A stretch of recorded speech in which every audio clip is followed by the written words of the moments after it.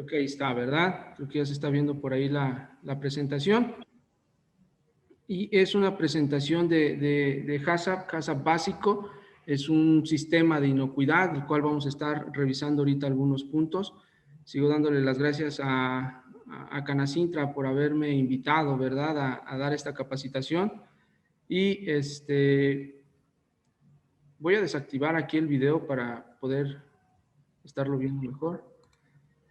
Pero ahí me estoy escuchando. Entonces, como les comentaba, es una capacitación sencilla, una capacitación en la cual pues se lleva bastante tiempo, ¿verdad?, el ver este tipo de temas y pues para una hora y media más o menos es bastante complicado el poder explicar todo lo que es el HACCP, ¿verdad? Pero nos esforzaremos porque usted tenga esa capacitación en tiempo y en forma.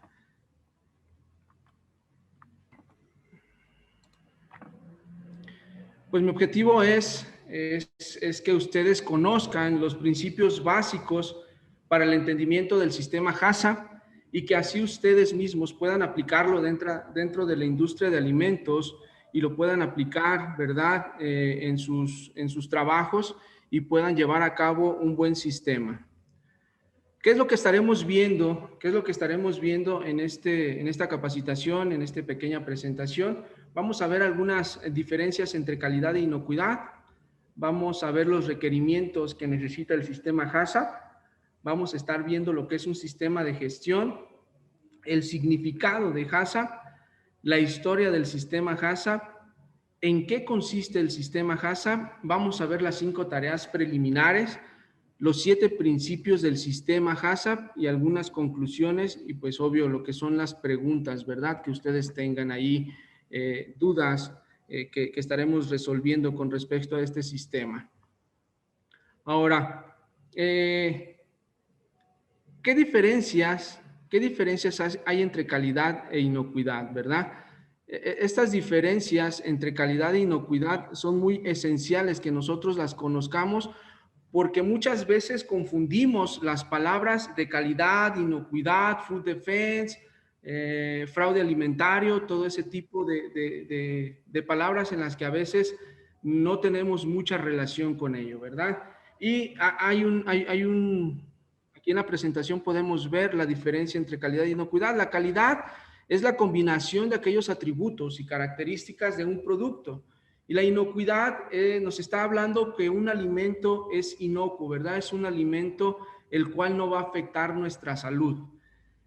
Y podemos ver que nos dice aquí esto que nosotros investigamos, que un producto puede ser de muy buena calidad, pero si no es inocuo, no es alimento.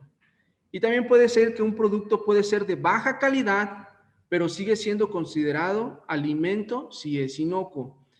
Una cosa bien importante y un ejemplo de esto con calidad e inocuidad es, la calidad es qué tan bien o qué es lo que nuestro producto, ¿sí?, nos agrada de él. Es el que el producto vaya bien etiquetado, vaya bien codificado, vaya bien embolsado, vaya bien pues empaquetado, valga la redundancia.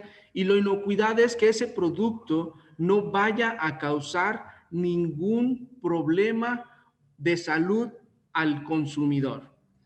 Recuerden, la calidad la puedo negociar, la inocuidad no la puedo negociar. Es por eso que es tan importante que nosotros tengamos un buen sistema HACCP en nuestros establecimientos, en nuestro trabajo, en nuestra empresa donde nosotros estemos laborando, ya que si no tenemos un buen sistema de inocuidad, un buen HACCP, podríamos tener muchísimos problemas, ¿verdad?, en nuestra empresa. Un ejemplo aquí de calidad e inocuidad, siempre lo menciono yo en la empresa en la cual estamos laborando, es que, por ejemplo, si yo tengo un problema de calidad, podría ser que yo envío un producto el cual mi cliente a mí me rechaza porque no tenga un buen etiquetado, vaya mal sellado, tengamos algún problema ahí pues de que se vea mal.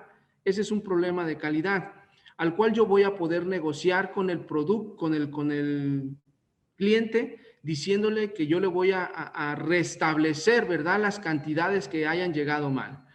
En el problema de inocuidad, no lo puedo negociar. ¿Por qué no lo puedo negociar? Porque ahí van problemas de peligros significativos en los cuales yo voy a tener que responder por medio de la ley algún tipo de contaminante que haya traído mi producto, ¿verdad? Por eso es que la calidad es negociable, pero la inocuidad no es nada negociable. Esa no la podemos negociar. Es por ello tan importante este tipo de sistemas. Ahora, hay algunos requerimientos que debemos de tener para que podamos llevar a cabo nuestro sistema HACCP para que no pueda estar fallando o para que no tengamos problemas con él. Uno de ellos es que debemos de tener algún compromiso gerencial. Esa es una pirámide en la cual nosotros estamos viendo cómo es la prioridad, ¿verdad? Y dónde queda HACCP. Y son algunos prerequisitos, ¿verdad? Que nosotros debemos de llevar a cabo. Por ejemplo, el compromiso gerencial. Ese compromiso gerencial viene desde la parte alta de la dirección en la cual él se tiene que comprometer en qué aspecto, en que tiene que dar los recursos necesarios para que se lleve a cabo este tipo de sistemas. Recuerden que las empresas deben de aplicar cierto porcentaje a capacitaciones, cierto porcentaje a equipo de herramientas o equipos que se requieran para llevar a cabo un buen sistema de inocuidad. Ese compromiso gerencial debe de tener contacto, lo vamos a ver más adelante en las 5 tareas preliminares, con el líder del sistema HACCP. Él tiene que estar en contacto continuo con la gerencia, con la alta gerencia, para que se esté dando cuenta la alta gerencia cómo es que está funcionando el sistema de inocuidad dentro de nuestra empresa. El compromiso de personal, aquí en el compromiso de personal tenemos que tener muy en cuenta a las personas que van a estar involucradas en el sistema. Esas personas que van a estar inmiscuidas en este sistema deben de ser personas que estén capacitadas en un sistema de HACCP. Si la persona no está capacitada en un sistema HACCP, es muy difícil que vaya a poder entender los pasos, tanto las 5 tareas preliminares como los 7 principios que maneja el sistema HACCP. Por eso es que nosotros debemos de tener muy en cuenta esto para que nuestro sistema no falle. Y pues también las buenas prácticas de manufactura, así como los procedimientos operativos estándar y los procedimientos operativos estándar de sanitización para nosotros poder llegar a lo que es el sistema HACCP. Todo esto es algo básico que nosotros debemos de tener en cuenta para poder iniciar nuestro sistema HACCP. Ahora, un buen sistema de gestión implementado, como lo mencionaba anteriormente, así como era la otra presentación con ese triángulo, ¿verdad? Con prerequisitos. Este seríamos nosotros. Yo siempre lo pongo como un tipo casita, un tipo hogar, donde nuestra empresa está certificada y debe de ser confiable. Pero para que nosotros tengamos un buen hogar, un buen sistema, debemos de tener siempre una base primordial bien sustentada. Y para poder pasar a los siguientes cimientos, debemos de tener bien en cuenta las buenas prácticas de manufactura. Si nosotros no tenemos bien establecidas, bien el conocimiento bien establecido de lo que son las buenas prácticas de manufactura, vamos a tener problemas. Eso es lo básico que debemos de tener para poder tener un buen sistema de gestión de inocuidad y de calidad bien implementado. Las buenas prácticas de manufactura.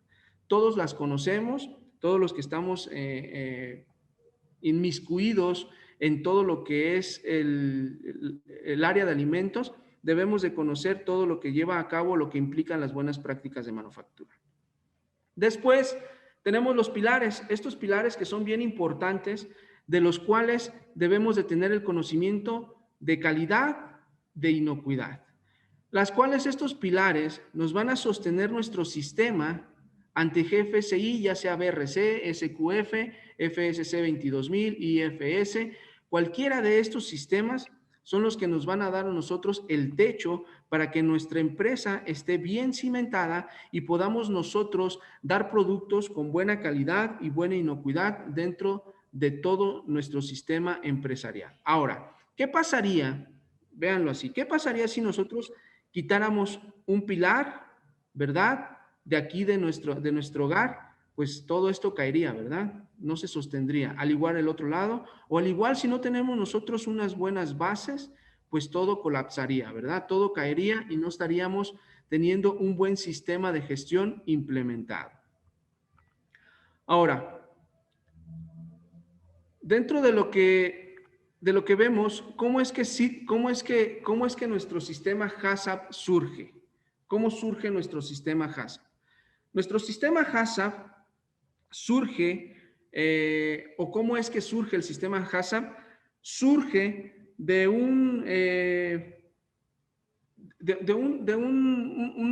una persona que se llamaba William Edward Deming. Deming empezó a establecer los sistemas de calidad debido a que él en los años 50 planeaba, hacía, verificaba y actuaba, ¿verdad?, con productos japoneses. Y el sistema de Deming es el ciclo de Deming, se conoce así de esta manera, el ciclo de Deming, donde él planeaba la esencia. ¿Qué es planear? Es la esencia, es una adecuada planeación de los detalles, ¿verdad? Él hacía también, él desarrollaba los pasos conforme a la planificación y también verificaba. ¿Qué verificaba? Es propiciar la medición de lo ejecutado frente a lo planeado y actuaba donde hacía las acciones de mejoramiento. Es de ahí donde parte todo lo que es el sistema HACCP, ¿sí? Y podemos ver aquí que el sistema HACCP, ¿verdad?, empieza con las bases de Deming y empieza a hacer, ¿verdad?, dentro de la NASA, gran utilidad por medio de una empresa que se llamaba Pillsbury y desarrollan este sistema para sus programas espaciales. Porque ellos decían, bueno, ¿qué va a pasar? Ok, vamos a hacer un viaje espacial y ¿qué va a pasar si los alimentos con los que vayan a tener ahí los astronautas pues están contaminados, ¿no? Entonces, ellos lo que hacen es, Pillsbury le dice, yo te voy a desarrollar un sistema en el cual yo me voy a asegurar que no traiga ningún tipo de contaminante o algún tipo de peligro, ya llámese físico, químico o biológico. Entonces, es como surge el sistema HACCP y empieza a trabajar la NASA con esta empresa por ahí en los años 60, en el año 59, 60 es cuando lo empiezan a implementar. Después, en Estados Unidos, empieza a tener gran auge con en la industria de alimentos enlatados y también empieza en el año del 90 y tantos, 93, incluye la implementación de HACCP en toda la industria alimenticia en Europa. En los 2000 empieza a tomar auge aquí en nuestro país y empieza toda la industria alimenticia a implementar este sistema que es de inocuidad, el cual es muy importante para todas y cada una de las industrias de alimentos que nosotros conocemos. Si nosotros vamos a un centro comercial, nos vamos a encontrar con diverso tipo de alimentos, el cual nosotros debemos de estar 100% seguros de que están implementando un sistema HACCP. Ahora, ¿en qué consiste? Este sistema HACCP consiste en una aproximación sistemática donde nosotros vamos a prevenir los riesgos, llámense físicos, químicos o biológicos, y ahora con la nueva ley de modernización de la FISMA, que es HARPC, incluye los radiológicos. Esos son asociados al consumo de alimentos. Este sistema es una herramienta que es compartido con el Códex Alimentarios y es de libre acceso para todo el mundo y tiene como objetivo el ayudar a la cadena de suministro alimentaria a producir y proveer alimentos e ingredientes pues que sean seguros e inocuos para el consumo humano.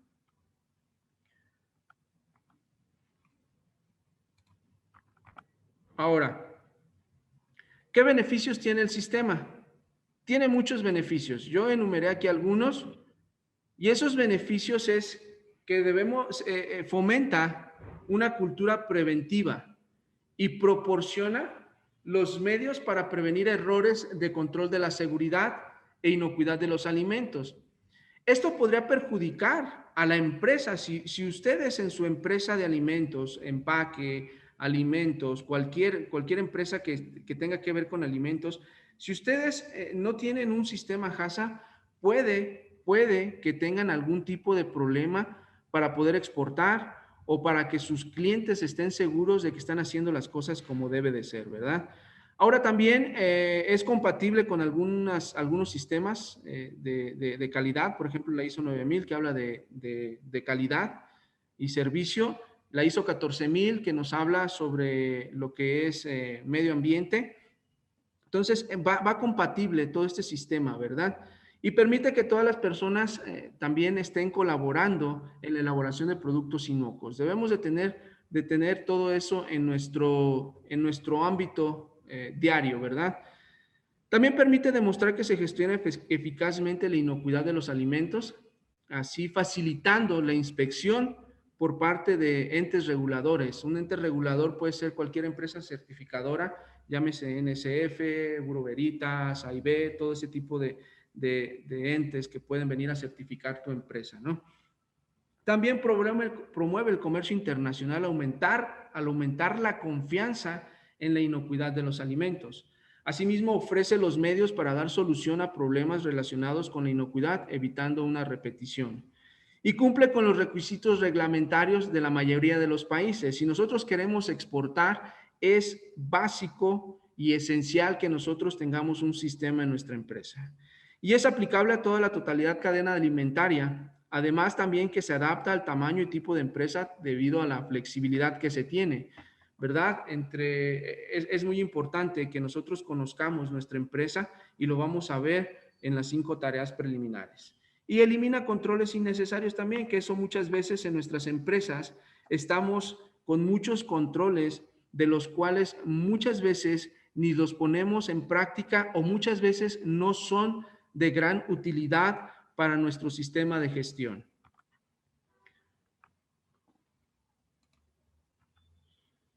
Ahora, las 5 tareas preliminares. Las 5 tareas preliminares del sistema HACCP, la primera es formación del equipo HACCP, la segunda es la descripción del producto, la tercera es el destinar el uso que se le dará, la cuarta es elaborar un diagrama de flujo del proceso y la quinta es verificar en sitio el diagrama de flujo. Vamos a ir viendo de una por una, un poquito acarreraditos, pero vamos a hacer que de tal manera que puedan tenerlo ustedes bien cimentado, ¿verdad? ¿Qué vemos en la formación del equipo HACCP? Aquí en la formación del equipo HACCP es elaborar un equipo, ¿verdad?, en el cual sea multidisciplinario. Este equipo multidisciplinario se debe de realizar así debido a que toda la empresa debe de estar inmiscuida, ¿verdad?, en este sistema. Y yo lo puse así de esta manera, donde tenemos un pequeño organigrama en el cual es la gerencia general, donde yo pongo después al líder del sistema HACCP y a los expertos. Los expertos pueden ser encargados de línea, pueden ser gerentes de área o pueden ser encargados de algún área en específico. ¿Y por qué debe de ser multidisciplinario? Porque todos somos expertos en algo, ¿verdad? Entonces debemos de dar nuestro punto de vista y nuestro conocimiento para que todo este sistema se mantenga firme. Esa es en la formación del equipo HACCP y debe de haber un líder el cual tenga la comunicación con la gerencia general o con el director general o con el director de operaciones para que esté en constante comunicación de cómo es que se debe de estar evaluando el sistema HACCP. Allí es con respecto a la formación del equipo HACCP, que es la primera tarea preliminar. Pasamos después a lo que es la descripción del producto. En la descripción del producto es cómo es. Ahí vamos a describir el producto del cual nosotros estamos elaborando o de la empresa que está elaborando el producto debe de describir, o el equipo HACCP debe de describir las características físico-químicas de nuestro producto. Las características microbiológicas, el tipo de envase, las condiciones de almacenaje y distribución, las condiciones para su conservación, la fecha de caducidad o fecha de consumo preferente. Aquí cuando estoy dando un curso de HACCP presencial, hay herramientas en las cuales llevamos a cabo la descripción de todo el producto, ¿verdad? Nosotros podemos ver aquí que es muy importante que digamos esas características fisicoquímicas, ¿verdad? Que nosotros digamos el pH, que nosotros digamos la actividad acuosa tal vez, que nosotros veamos las propiedades organolépticas, cómo es el producto, dentro de las características microbiológicas, cuántos logaritmos son los que debemos permitir, por ejemplo, en un, un microorganismo patógeno, pues debe de ir ausente, el envase, el tipo de envase que se debe de utilizar, qué medidas, las condiciones de almacenaje y distribución, cómo se debe de almacenar, cómo se debe de distribuir este producto, las condiciones para su conservación, cómo se debe de mantener después de abierto el producto. Todo ese tipo de cosas es en la descripción del producto. Recuerden que estas 5 tareas preliminares son esenciales para nuestro sistema, ya que es el que nos va a decir cómo es que se comporta nuestro producto. La tercera tarea preliminar. En la tercera tarea preliminar es destinar el uso que se le dará, cómo se utilizará, ¿verdad? Aquí debemos describir el uso normal propuesto o el grupo específico de consumidores del alimento.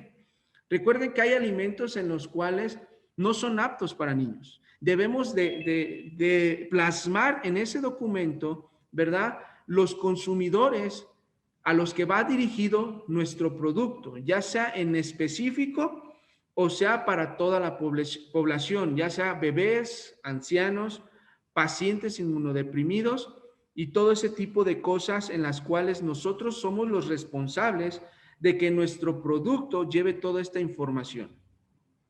Es muy importante que nosotros caractericemos el uso o consumo final. Puede ser listo para consumir o listo para cocinar. Eso es muy importante que nosotros lo especifiquemos en nuestro sistema, ya que al momento de tener algún tipo de auditoría en gestión de calidad e inocuidad, nos lo van a estar preguntando, ¿verdad? A ver, ¿cuáles son tus 5 tareas preliminares? ¿Para quién va dirigido? ¿Cómo están las etiquetas? ¿Qué es lo que dicen las etiquetas? ¿Qué es lo que tú estás recomendando? Porque todo eso es auditable. Y recuerden, si no está escrito, no se hizo. Por eso es tan importante que nosotros aquí en el destino, en el uso que se le dará, nosotros tengamos bien presentes el etiquetado de nuestros productos. De ahí es donde vienen las etiquetas de consérvese a temperatura ambiente o una vez abierto, manténgase en refrigeración, entre otro tipo de leyendas, ¿verdad? Dependiendo del tipo de producto que ustedes manejen, es lo que ustedes van a escribir en este destino, en esta tercera tarea preliminar. Después pasamos a la elaboración del diagrama de flujo. Aquí en la elaboración del diagrama de flujo no es más que desde que entra la materia prima hasta la entrega, ¿verdad? Hasta la entrega de distribución, vamos a elaborar un diagrama de flujo. Es elaborar paso a paso nuestro proceso.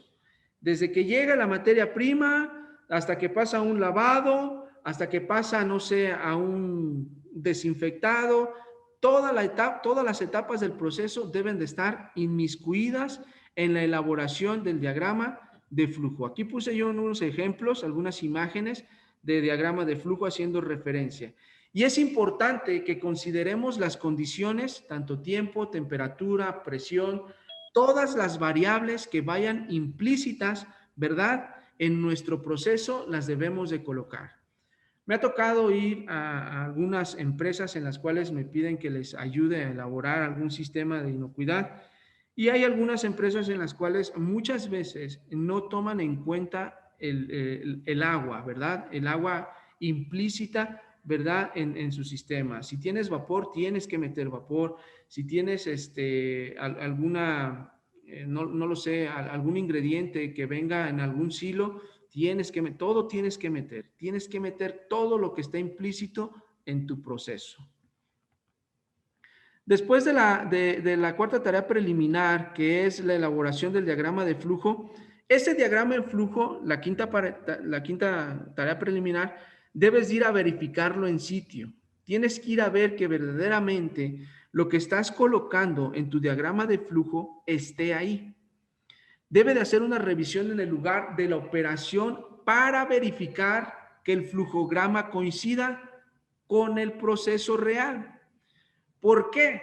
Porque más adelante en las tareas, en los principios, vas a estar tú analizando los peligros y tienes que analizar los peligros etapa por etapa. No te tienes que saltar ninguna etapa, tiene que ser etapa por etapa, tienes que estar elaborando y analizando cada una de las etapas y deberás de verificar las condiciones que tú plasmaste en el diagrama de flujo sean las mismas que están descritas en el proceso. Si es necesario, debes de alterar el flujograma y modificar todo lo que tú creas pertinente o que el equipo HACCP crea pertinente que les pueda hacer ruido más adelante. Entonces, las 5 tareas preliminares son elaborar lo que es el equipo HACCP. La segunda tarea preliminar es, me regreso un poquito, lo que es destinar el uso que se le dará. La tercera, perdón, es la descripción del producto. La segunda, la tercera es la destinar el uso que se le dará. La cuarta, el de elaborar el diagrama de flujo. Y la quinta, la verificación del diagrama de flujo. Una vez que nosotros tenemos esas 5 tareas preliminares, lo que vamos a hacer es ver los 7 principios básicos. Estos principios básicos, ¿sí?, son los cuales a nosotros nos van a terminar, una vez que veamos los 7 principios básicos, estaremos terminando, ¿verdad?, el sistema HACCP, ¿verdad? Eso es lo que nosotros debemos de tener muy en cuenta, esos 7 principios. El primer principio es realizar un análisis de peligro, lo vamos a ver. El segundo, determinar los puntos críticos de control. El tercero, establecer los límites críticos para los puntos críticos de control. El cuarto es establecer los procedimientos de monitoreo. ¿Para qué? Para los límites críticos y los puntos de control crítico. La quinta es establecer las medidas correctivas. La sexta es establecer procedimientos de comprobación. Y la séptima es elaborar un sistema de documentación. Y comenzamos con el primer principio, el cual, pues antes de comenzar con ese primer principio debemos de ver la definición de peligro, porque es en el análisis de peligros debemos de definir qué es un peligro. Y pues peligro es un hecho, una circunstancia o un agente o cualquier otro problema que tiene la capacidad de provocar un daño o atentar contra la salud del consumidor. ¿Cuáles son los tipos de peligros que estamos o que vamos a estar viendo nosotros? Los físicos, los químicos y los biológicos. Y ahorita voy a hacer referencia a esto de radiológicos. Los físicos podemos llamarle todo aquello, ¿verdad?, de lo cual nosotros podemos observarlos y cuál nos puede causar algún tipo de daño a nuestro cuerpo, ¿verdad? Y pueden ser los metales, los vidrios, las piedras, alguna madera, ¿verdad?, que vaya ahí en nuestro producto, ¿verdad? Algunos de los productos químicos o algunos de los peligros químicos serían productos fitosanitarios, productos de limpieza, desinfectantes, antibióticos, metales pesados, algún químico que pueda afectar nuestra salud. Y de los biológicos, pues serían algunas bacterias, algunos virus, mohos, toxinas, algunos patógenos, ¿verdad?, que muchas veces escuchamos allí en el manejo de productos químicos. Eso es lo que nosotros podemos tener. Y con la ley de modificación de la FISMA, la ley de modernización, se incluyó este nuevo contaminante, un contaminante o algún peligro que se llama radiológicos. Hago referencia y hago mucho hincapié en este peligro, porque muchos me dirán, es que hay algunos productos que son radiados. Sí, pero nosotros sabemos que este tipo de peligro es cuando tu producto ha sido contaminado con algún tipo de radiación. Por ejemplo, cuando fue esto del tsunami allá en Japón, había hubo pues derramamiento de un tipo de isótopo, el cual fue el que da la radiación y hubo muchos plantíos, ¿verdad? Que se inundaron y iba con este tipo de agua que llevaba algún tipo de contaminante radiológico. Ese es el tipo de radiación al cual nosotros estamos haciendo referencia y que la FISMA con esta ley de modernización nos lo está dando, ¿verdad? Porque muchos podríamos decir, bueno, es que todos los cereales son radiados. Sí, pero son radiaciones que son muy bajas y que son utilizadas para algunos tipos de alimentos. No podemos meter ese tipo de radiación a este tipo de peligro, sino hay que ver también la bibliografía. ¿Qué tipo de radiación es la que nos va a causar daño? Toda la radiación nos va a hacer daño. Pero ese tipo de radiación a la que son sometidos algunos cereales, algunas pastas, no nos ha llegado a afectar hasta el momento, ¿verdad? Con ese tipo de cosas. Por aquí voy a ver algo del chat que están preguntando, creo. Dice, en las características del producto incluirá los límites de residuos químicos permitidos según el mercado final, en el caso de frutas de exportación. Lo vemos ahorita al final, en las preguntas.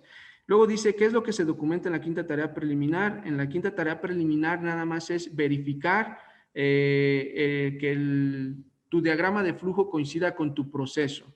Y lo único que debes de hacer es, en la parte de abajo, en un documento, como les comento, siempre que se da este tipo de capacitaciones de HACCP, es una firma donde todo está correctamente, sin ningún problema, y todo el equipo HACCP debe de estar de acuerdo en que no hay ningún cambio o que se hizo alguna modificación en el diagrama de flujo. ¿Ok? Seguimos adelante. Pensé que estaban preguntando sobre radiación. Pero bueno, ese es el tipo de radiación que nosotros debemos de tener. La ley de modernización con respecto a lo radiológico es que no haya estado en contacto con alguna radiación peligrosa nuestro producto. Vuelvo a mencionar, hay cereales, hay pastas o hay algunos, lo que son productos de limpieza corporal, de los cuales son sometidos a ese tipo de radiación, las cuales hasta ahorita no ha habido ninguna evidencia, ¿verdad?, que hayan salido mutaciones o algo con este tipo de problemas. Esos son los tipos de peligros. Ahora, el análisis de peligros, ¿en qué consiste? Que es el primer principio del sistema HACCP. Consiste en una valoración. Esta valoración debe de ser de todos los procesos del que nosotros tuvimos, todo el proceso que nosotros tuvimos en nuestro diagrama, etapa por etapa, debemos de valorarlo, ¿verdad? ¿Para qué? Para identificar las materias primas y alimentos que sean potencialmente peligrosos o que puedan permitir algún tipo de peligro, ¿sí? Ese análisis de peligro también se hace para identificar las fuentes potenciales y los puntos específicos de contaminación en la cadena alimentaria. Es, por ejemplo, cuando nosotros tenemos en nuestro diagrama de flujo, en la recepción de materia prima, ¿qué peligros podríamos tener ahí cuando nosotros recibimos la materia prima? ¿Qué es lo que nosotros podemos tener ahí de peligros? Ese es el análisis de peligros, ¿verdad? Es lo que nosotros debemos de tener mucho en cuenta nosotros ahí en este primer principio. ¿Qué es lo que puede pasar en esta etapa? ¿Sí? Debemos de identificar las materias primas y debemos de identificar lo que podría causarnos daños. ¿Qué tipos de peligros? Ya los vimos, físicos, químicos o biológicos. Ahora, ¿qué también nos determina el análisis de peligros?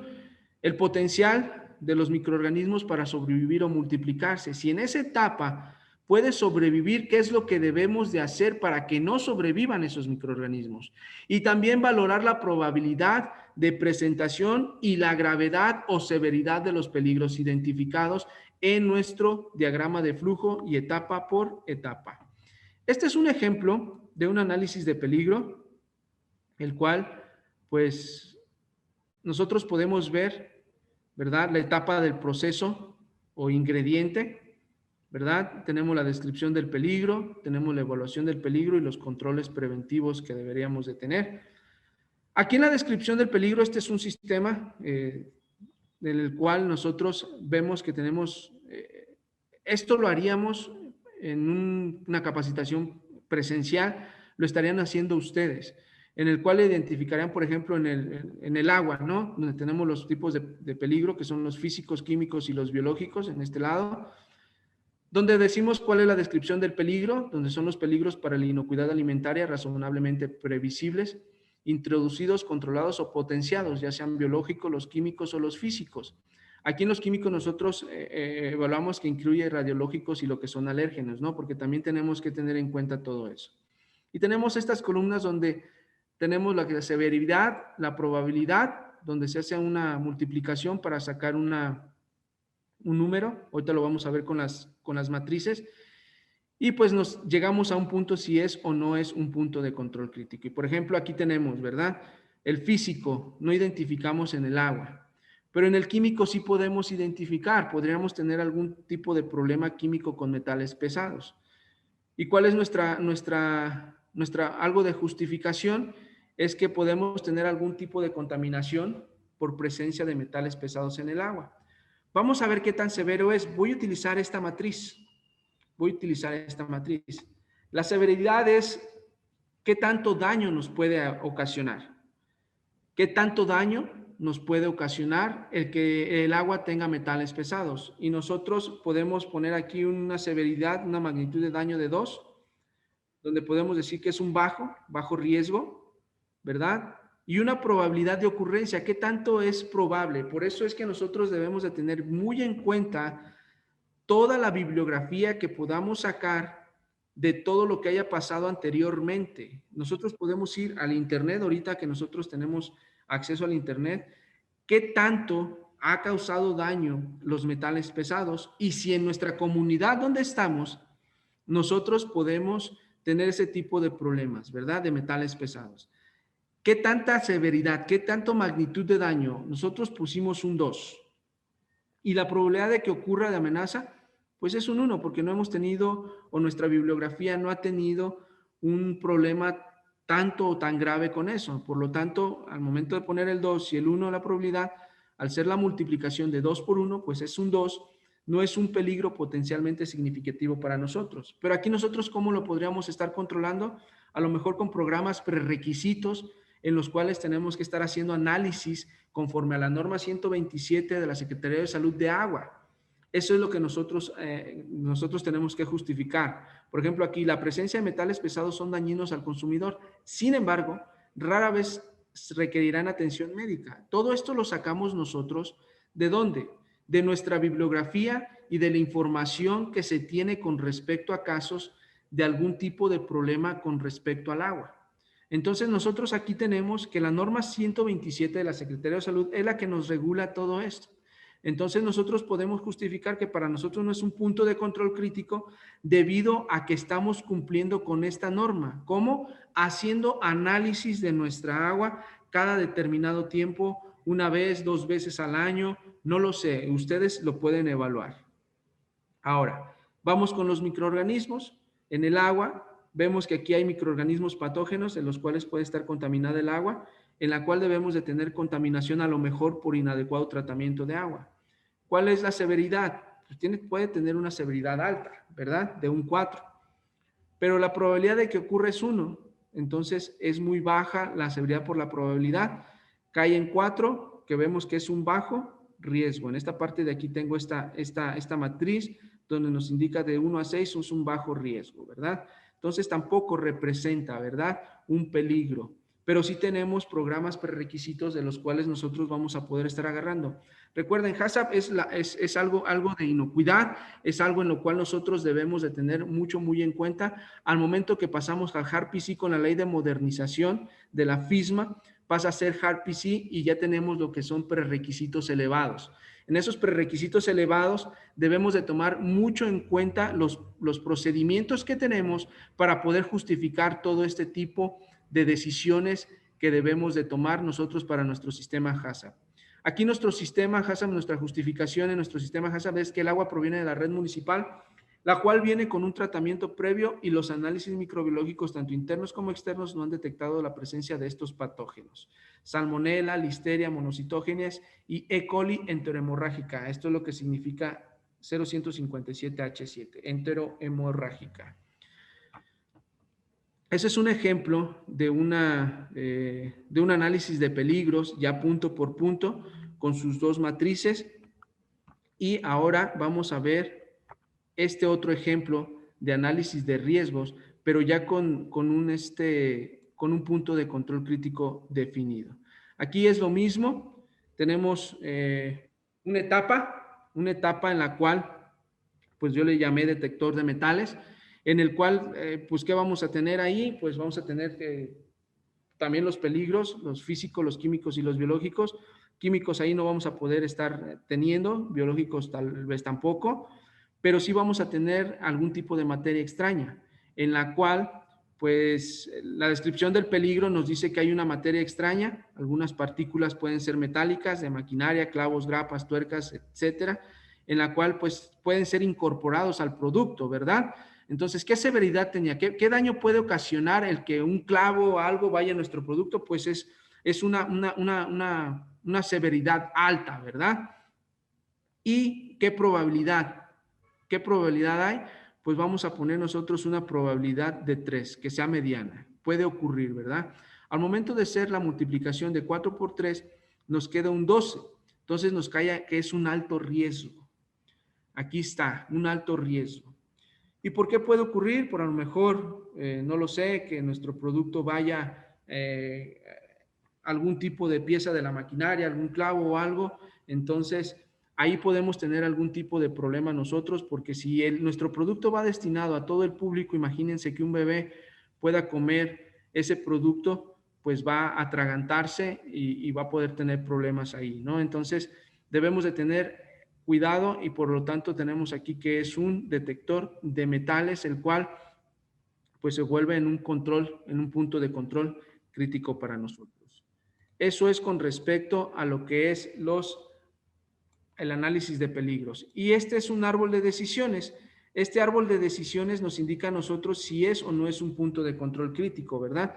Si nosotros hacemos referencia al que estuvimos viendo anteriormente, nos preguntamos siempre, van estas preguntas donde si existen medidas preventivas de control, pues nosotros decimos que sí. Entonces pasamos a la siguiente pregunta donde dice que ha sido específicamente concebida la fase para eliminar o reducir a un nivel aceptable la probabilidad de que se produzca un peligro.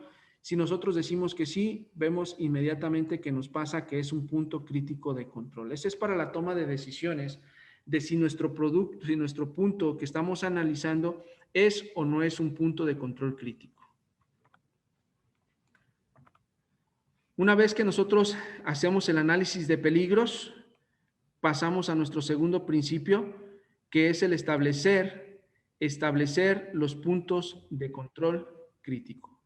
Y un punto de control crítico es una etapa, es una operación, es una práctica o es un proceso o una localización donde podemos aplicar alguna medida preventiva, ya sea que elimine o minimice uno o más peligros, ¿verdad? Eso es lo que nosotros debemos de estar bien. Por ejemplo, puntos de control críticos en algunas empresas, la pasteurización de bebidas, leche u otros.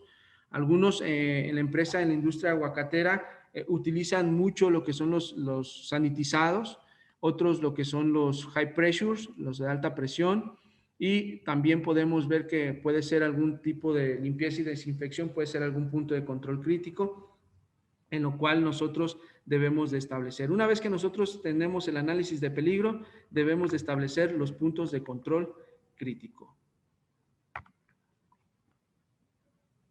Voy a ver aquí el chat. Dicen que si hay un método específico para hacer el análisis de peligros.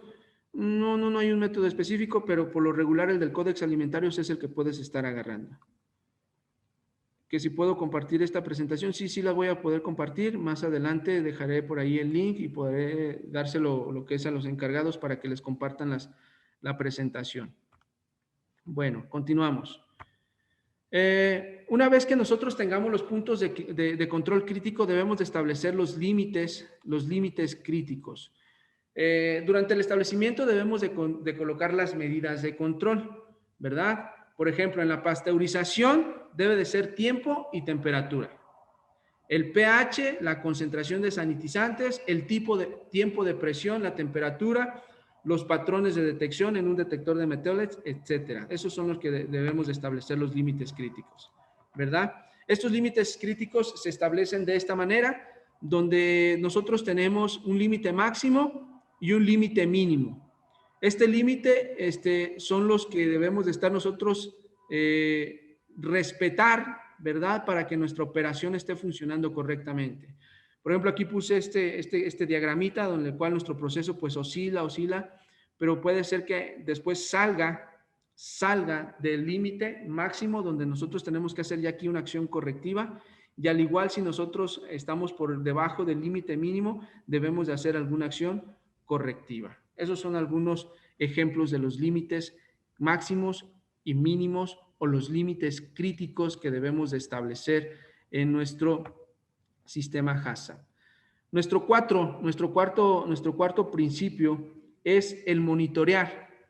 Monitorear, comprobar o vigilar, ¿verdad? Lo que es nuestros límites críticos o nuestros puntos de control crítico con nuestros límites. El monitoreo o la vigilancia es la secuencia planificada de observaciones o medidas para asegurarnos de que cada uno de los puntos de control crítico que nosotros tengamos se encuentran dentro de sus especificaciones. Por ejemplo, si nuestro punto de control crítico es una cocción, lo que debemos de estar monitoreando pues es la temperatura. Eso es lo que nosotros debemos de monitorear, la temperatura. O si nosotros decimos que nuestro punto de control crítico es las buenas prácticas de manufactura, pues debemos de estar siempre monitoreando, ¿verdad? O vigilando nuestras buenas prácticas de manufactura. Muchos en un curso, en una capacitación que di en Irapuato, me decían, es que cómo las buenas prácticas de manufactura pueden ser un punto de control crítico.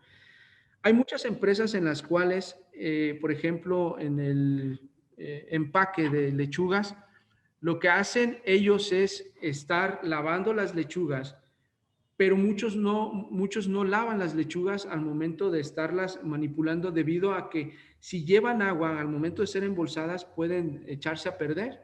Entonces, ellos deben de tener un buen cuidado de las buenas prácticas de manufactura para no estar metiendo al agua las lechugas. Entonces, lo que hacen ellos es, su punto crítico de control es las buenas prácticas de manipulación. Ese es un punto de control crítico. Entonces, tienen que estar monitoreando y vigilando que las personas que manipulan este tipo de lechugas lo hagan lo mejor con sus guantes, con su cubrebocas, con su cofia. Entonces, su monitoreo y su vigilancia, ¿cuál es? La manipulación y las buenas prácticas de manufactura de estas lechugas. Por eso sí puede ser un punto de control crítico. Ahora, ¿cuáles son los principales tipos de monitoreo? Hay diversos tipos de monitoreo, y los cuales nosotros pues lo estoy poniendo aquí en esta presentación, la cual es una observación visual. Una observación visual es un tipo de monitoreo. Una valoración sensorial también es un tipo de monitoreo. Las determinaciones físicas o fisicoquímicas también son un tipo de monitoreo, así como el análisis químico y las determinaciones microbiológicas, ¿verdad? Hay que estar monitoreando. Es muy importante que nosotros tengamos el control de nuestros puntos de control crítico. Ejemplos de una valoración sensorial, pues sería a lo mejor lo que es una valoración organoléptica de algún producto. Por ejemplo, lo hacen muchísimo en la industria de cosméticos.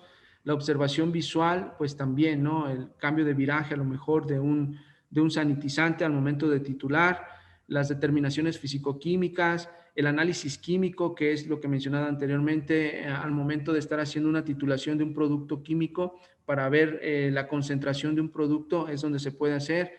Y las determinaciones microbiológicas, ¿no? Todos conocemos un poco de microbiología, en que hay algunas cepas a lo mejor en las cuales nosotros podemos ver aquí en una caja Petri la cantidad o las cuentas microbianas de las cuales se formaron, pues también es un tipo de monitoreo.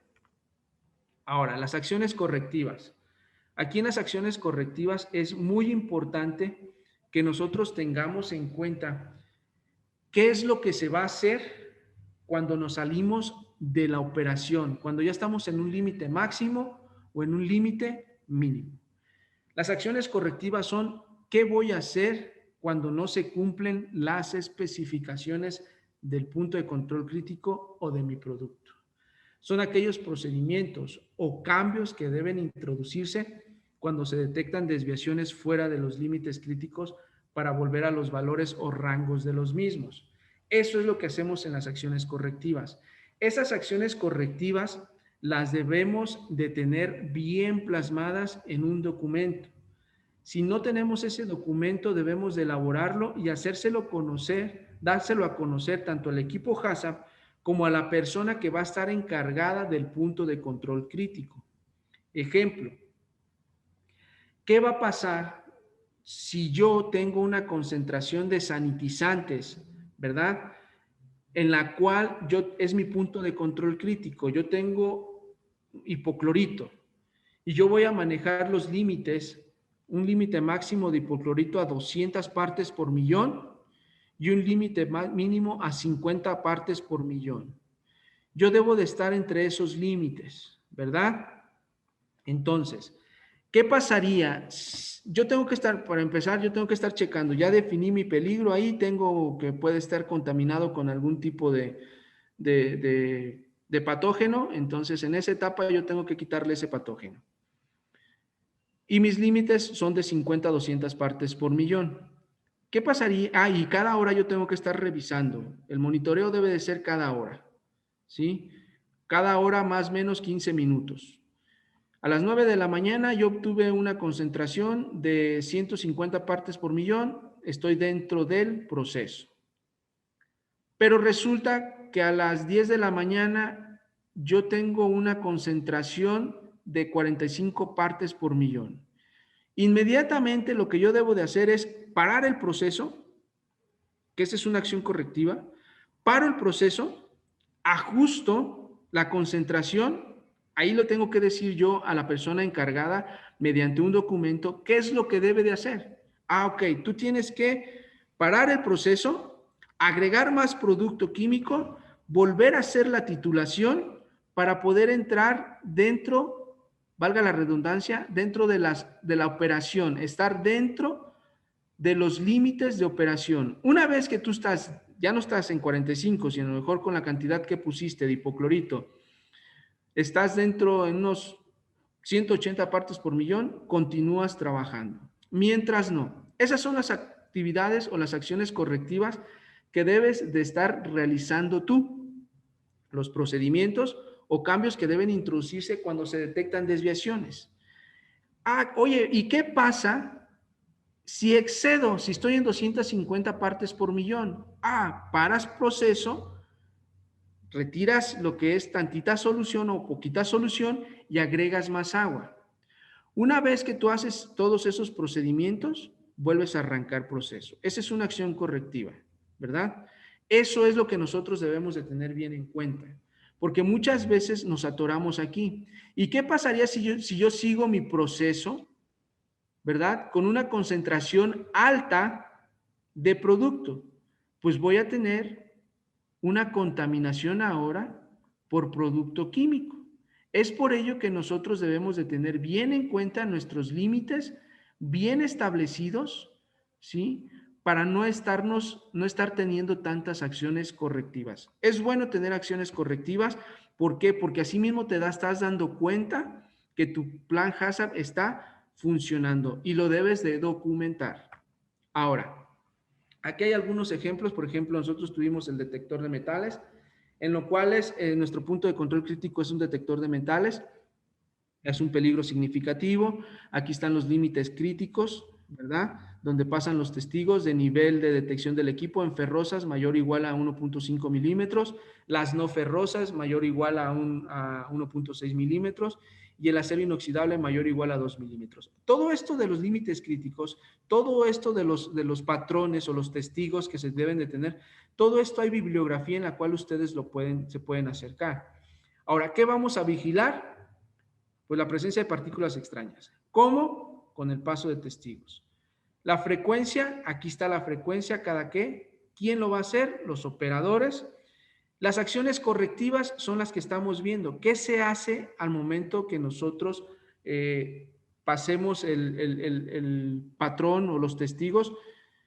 Aquí nos dice que al ocurrir 3 eventos de rechazo mediante el detector de metal en menos de 2 horas o 3, el producto obtenido con el último paso de testigo correcto deberá ser retenido y etiquetado para su posterior análisis. Esa es una acción correctiva, documentada, ¿sí? En el cual alguien lo va a verificar, ¿sí? Y una vez que está verificado, lo que hacen es registrarlo, ¿sí? Siempre debe de haber registros. Recuerden que lo que no se registra, lo que no se hace, ¿verdad? Lo que no se registra no se hace. Por mucho que lo hayas hecho, que te hayan visto que lo hagas, si no lo estás registrando, no se hizo. Eso es un ejemplo de acción correctiva. Ahora, la verificación. Ya estamos en el sexto principio. Vamos rápido, ya estamos casi terminando, ¿verdad? En la verificación es verificar que el monitoreo está realizándose correctamente, ¿sí? Por ejemplo, la calibración de instrumentos de medida o las personas del equipo HACCP estén checando los puntos críticos de control, ¿sí? Eso es verificar. Alguien monitorea, alguien verifica. Y por lo regular, las personas encargadas de la verificación son los que están en el equipo HACCP, ¿sí? Ellos son los encargados de estar yendo a revisar el punto de control crítico que la persona que está monitoreando está haciendo adecuadamente las cosas, ¿sí?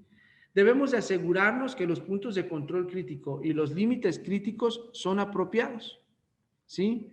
Asimismo, también debemos de verificar, ¿sí? Verificar que las acciones correctivas sean las necesarias. Y debemos de verificar que el sistema HACCP esté funcionando adecuadamente. Aquí en verificar que el sistema HACCP está funcionando adecuadamente en esta verificación, hay un tema en especial en el sistema HACCP que se llama retando tu sistema HACCP. Y ahí es un tema muy importante porque te vas a dar cuenta si sí o no está funcionando. Al momento en el que tú retes tu sistema HACCP, que eso es muy importante, tú te vas a dar cuenta al momento de que tú no tengas tantas anomalías o algún tipo de reclamación. Aquí mismo en la verificación debemos de confirmar que el plan original del que tú empezaste es apropiado para los productos y procesos. Cabe mencionar que cuando tú vas a implementar un sistema HACCP no quiere decir que a la primera te va a quedar.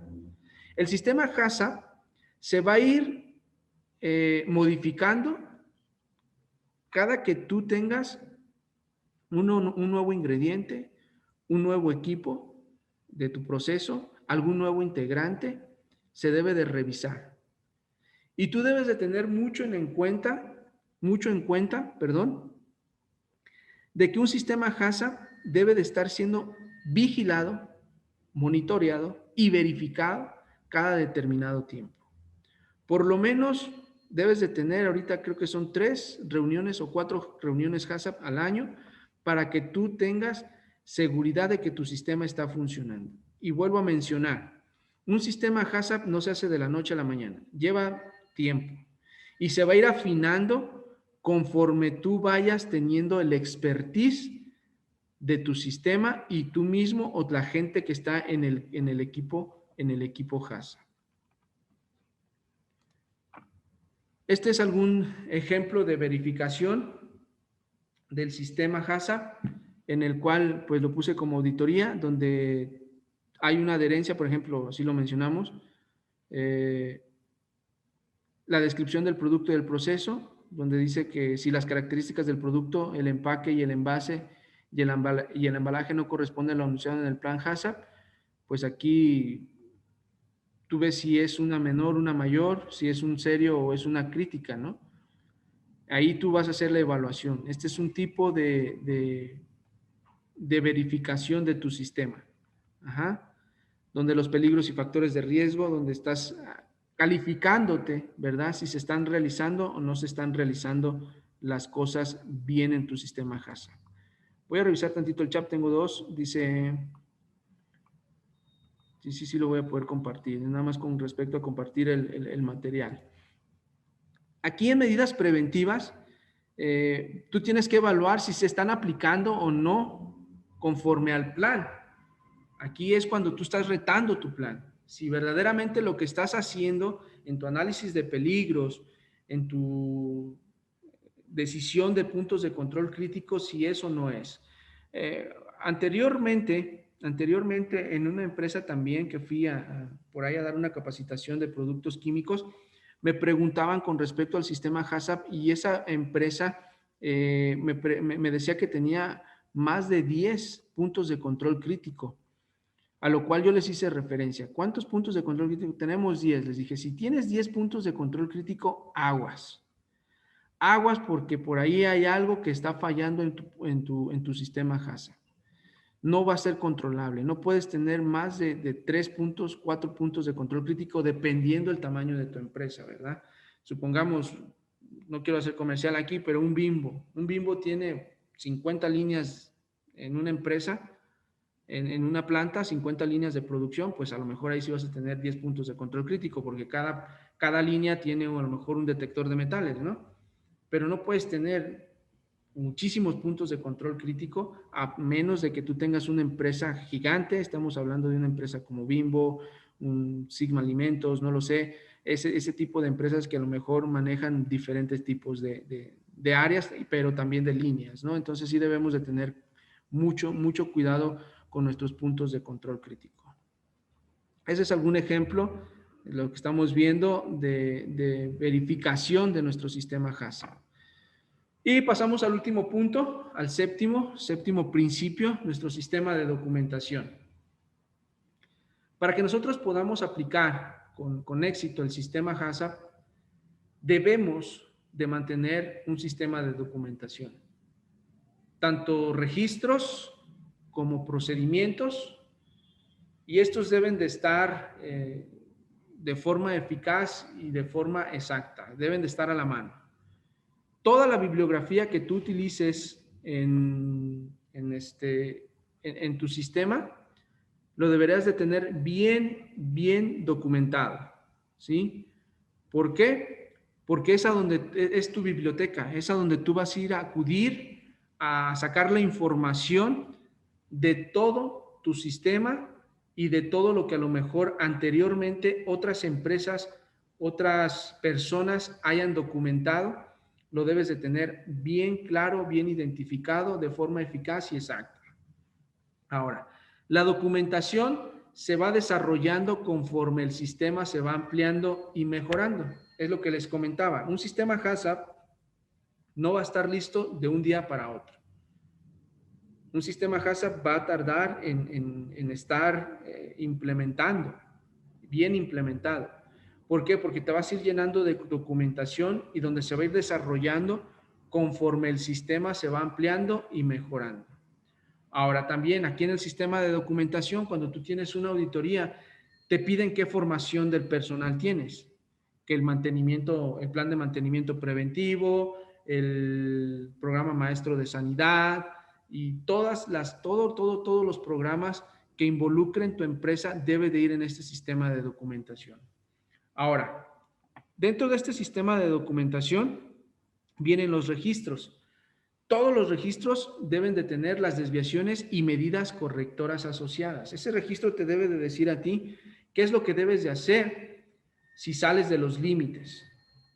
Debe de estar bien explícito, debe de estar bien explicado para que tú o la gente que está manipulando los puntos de control crítico sepan lo que tienen que hacer.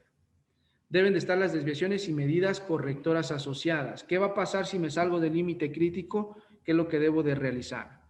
Y las modificaciones también en el sistema de documentación deben de estar las modificaciones introducidas en el sistema HACCP. ¿Por qué? Porque si alguien llega externo y no documentas las modificaciones que le vas haciendo al sistema, es complicado que él sepa que ya a lo mejor anteriormente tuvieron un sistema y no funcionó. Por lo tanto, si tú documentas esas fallas, si alguien llega, va a decir, tuvieron un problema con esto, no vamos a volver a ocasionarlo. Siempre debes de documentarlo, ¿sí? Ahora, deben designarse responsables para cada una de las actividades de registro. Debe de ser un responsable siempre, siempre, siempre. Voy al chat. Dice, en cuanto a las referencias de acuerdo a los puntos evaluados, ¿o existe un sistema donde nos arroja la información de acuerdo a las evaluaciones? Sí, ahorita lo vemos, ahorita vuelvo a comentar eso.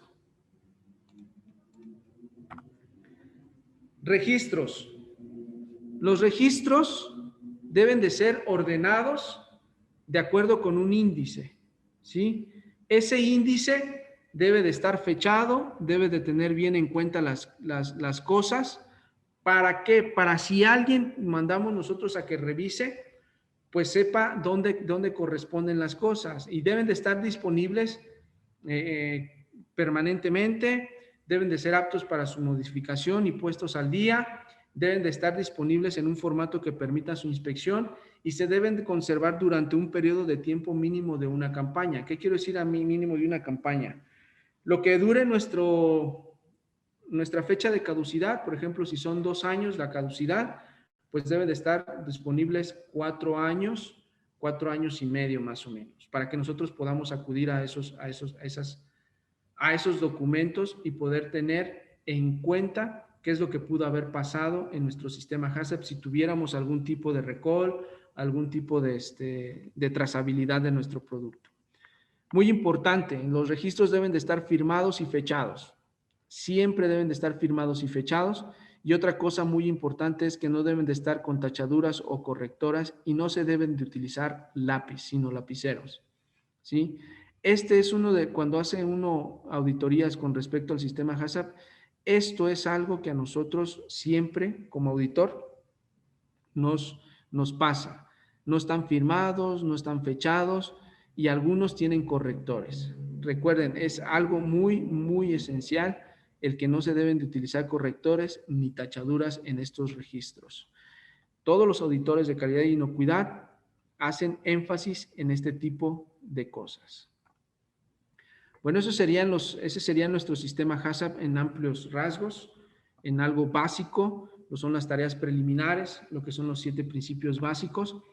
Y como conclusión, es de suma importancia en la fabricación de alimentos, pues asegurar la inocuidad, uno de los pilares más importantes de un sistema de gestión de calidad, ya que el sistema HACCP es una herramienta en la cual nos va a abrir muchísimos clientes y vamos a darle la seguridad a nuestros clientes de que estamos haciendo las cosas bien, que nuestro producto va a tener buena calidad y buena inocuidad, que nuestro producto va a estar hecho bien y aparte no le va a causar ningún daño a nuestros clientes. Y pues por último, nada más dejarles este pequeño pensamiento en el cual pues la humildad nos abre muchísimas puertas, ¿no? Y nos dice que ser humilde significa que no estamos en la tierra para ver cuán importantes podemos llegar a ser, sino para ver cuánta diferencia podemos hacer en la vida de los demás. Espero les haya parecido bien la presentación. Les comento, es una presentación en la cual pues es algo apresurada, pero estamos a su disposición para cualquier duda, cualquier aclaración. Este es mi correo, en el cual podemos darles asesorías de food defense, fraude alimentario, seguridad industrial, manejo de productos químicos y pues auditorías internas, auditorías a proveedores y con respecto a HACCP o HARPC o la ley de modernización también podemos asesorarles en algunas cosas. Ese es mi nombre, ese es mi correo y estoy para servirles. Muchísimas gracias, le doy las gracias a Canacintra por la participación de este tema, ¿verdad? Tan importante. Y como siempre les digo a las personas que les doy la capacitación, siempre a diario convivimos y vivimos en lo cual hay algo que siempre lleva un sistema HACCP. En nuestro alrededor, a diario, podemos implementar nuestro sistema HACCP en nuestra vida propia. Muchísimas gracias. Muchas gracias, ingeniero Neftalí. Entonces, pues bueno, hubo algunas preguntas. Usted me dice si en este momento las leo, hizo ya algunas referencias a algunas, ¿Sí? Pero para si tienen alguna duda los que lo escribieron, pues se los voy a volver a leer, ¿sí? Y sin problema. Permítanme un segundito, las ubico.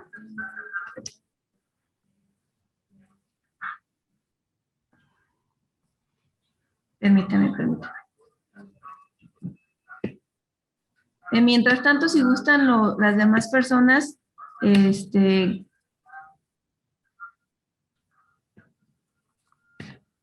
que están, si quieren hacer algún comentario, pueden levantar su mano y les damos ahorita en un momento la oportunidad. Dice aquí la primera pregunta de Miguel Agustín. En las características del producto, ¿incluiría los límites de residuos químicos permitidos según el mercado final? En el caso de frutas de exportación. En el caso de frutas de exportación, en tu análisis, sí. Obvio, en las etiquetas no, pero sí debe de incluir los límites permisibles y lo que debes de tener ahí. Eso sí debe de ir ahí. En la tarea preliminar, en la descripción del producto, sí debe de ir ahí. Muy bien, muchas gracias. La siguiente pregunta de Sheila es, ¿qué es lo que se documenta en la quinta tarea preliminar? En la quinta tarea preliminar, que sería lo que es la verificación en sitio del diagrama de flujo, lo que debes de documentar es que todo el equipo HACCP estuvo ahí, se hace en un formato ahí donde tú estás elaborando tus 5 tareas preliminares. En ese formato lo único que debes de decir es si es correcto el diagrama de flujo y que todos están de acuerdo. Todo el equipo HACCP debe de ir en sitio a analizarlo y que todos están correctos, y lo único que haces es firmar de que estás enterado y de que estás de acuerdo en que sí es correcto el diagrama de flujo, y se hace en una hoja con el diagrama de flujo y en la parte de abajo pones la firma de los responsables, donde tú estás autorizando como miembro del equipo HACCP de que es correcto el diagrama de flujo y se verificó en el sitio y están las cosas como tú las estás mencionando. Gracias, ingeniero. La siguiente pregunta dice, ¿hay un método específico para hacer análisis de peligros? El método que se utiliza para todo el análisis de peligros es conforme al Códex Alimentarios. Ahí te dice cómo lo debes de hacer. Tú lo puedes realizar por ejemplo, yo tengo esta presentación que es la que más se me facilita a mí. Eso te lo dan muchas veces en los cursos de HACCP Alliance. Te dan las metodologías de hacer el análisis de peligros, pero se apega mucho al Códex Alimentarios. Entonces, no hay alguna en específico, nomás que traigan, sí debe de ser muy específico de acuerdo al Códex Alimentarios y que traigan los requisitos. Por ejemplo, aquí te voy a pasar donde está, que contenga, ahí todavía se alcanza a ver, ¿verdad? ¿Sí se ve ahí la presentación? Sí. Nada más el análisis de peligros debe de contener esta información, donde tengas una etapa del proceso, donde tengas la descripción del peligro, la evaluación del peligro conforme está aquí y los controles preventivos. Yo lo hice así, pero puedes hacerlo de una manera que contenga todo este tipo de información, nada más. Pero es conforme al Códex Alimentarios. ¿Sí? Muy bien. La siguiente pregunta dice, en cuanto a las referencias, ¿es de acuerdo a los puntos evaluados o existe un sistema donde nos arrojó la información de acuerdo a las evaluaciones? Otra vez, ¿me podrías repetir la pregunta? En cuanto a las referencias, ¿es de acuerdo a los puntos evaluados o existe un sistema donde nos arroja la información de acuerdo a las evaluaciones? Con respecto a referencias, ¿a qué se refieren? Valga la redundancia, porque no entiendo muy bien la pregunta o cómo lo quiere hacer. No sé si esté conectado y asimismo para que podamos verlo, ¿no? Esta es una pregunta de Angélica Vargas. Angélica, si gustas hacer un poquito más referencia a tu pregunta, mientras vamos a leer las siguientes. Sí. Dice, pues dice, en cuanto a las modificaciones, en cada sistema se debe de establecer cuándo se debe registrar una modificación. Por ejemplo, si tengo un error de ortografía o quiero cambiar el diseño del formato. No, tanto así como de error de ortografía, no. Son modificaciones que hayan alterado tu sistema por formatos y por lo que son una falta de ortografía, no se documenta.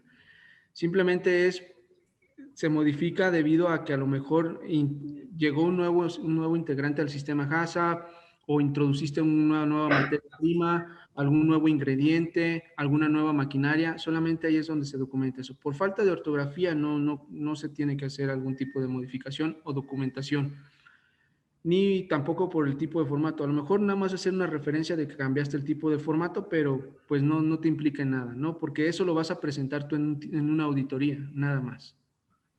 Gracias, ingeniero. ¿Y qué pasa si no tengo puntos críticos o de control en mi sistema?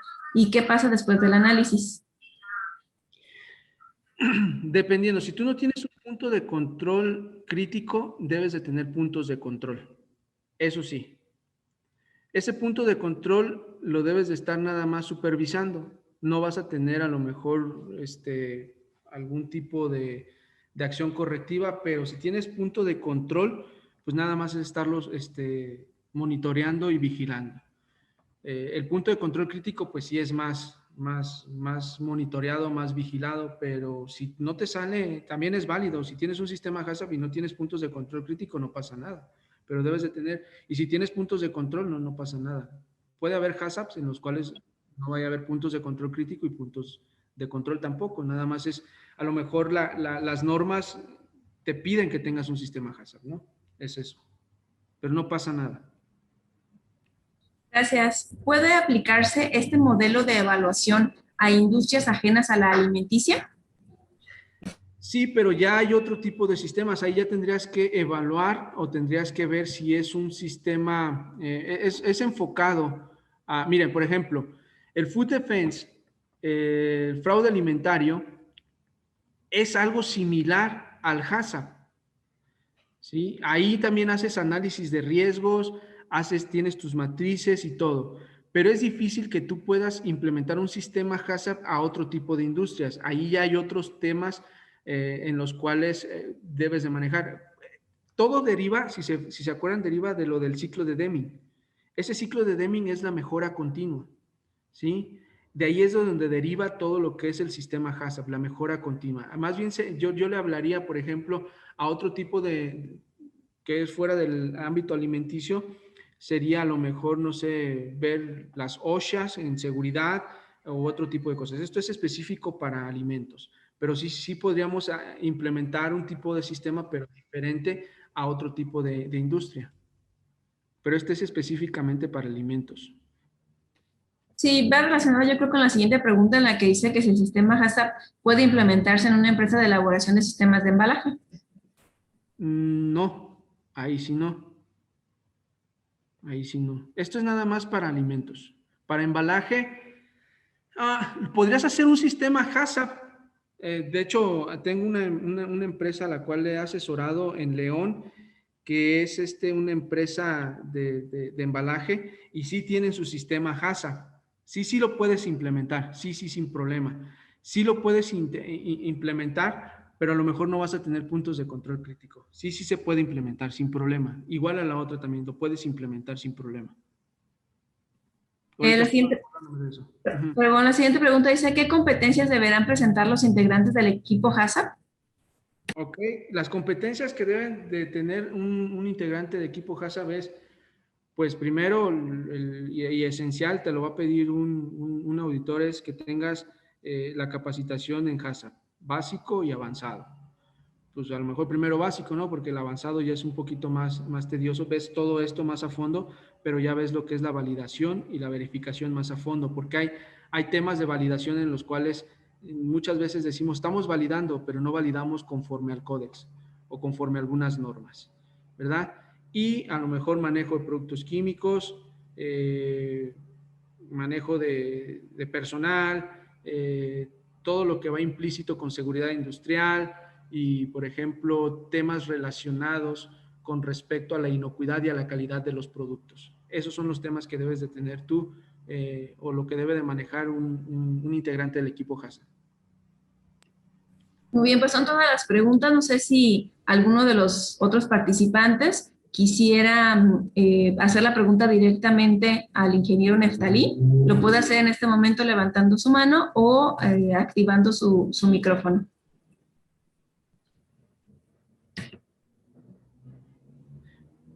Por aquí tengo yo un mensaje que me mandó directo, Miguel, no sé, Miguel.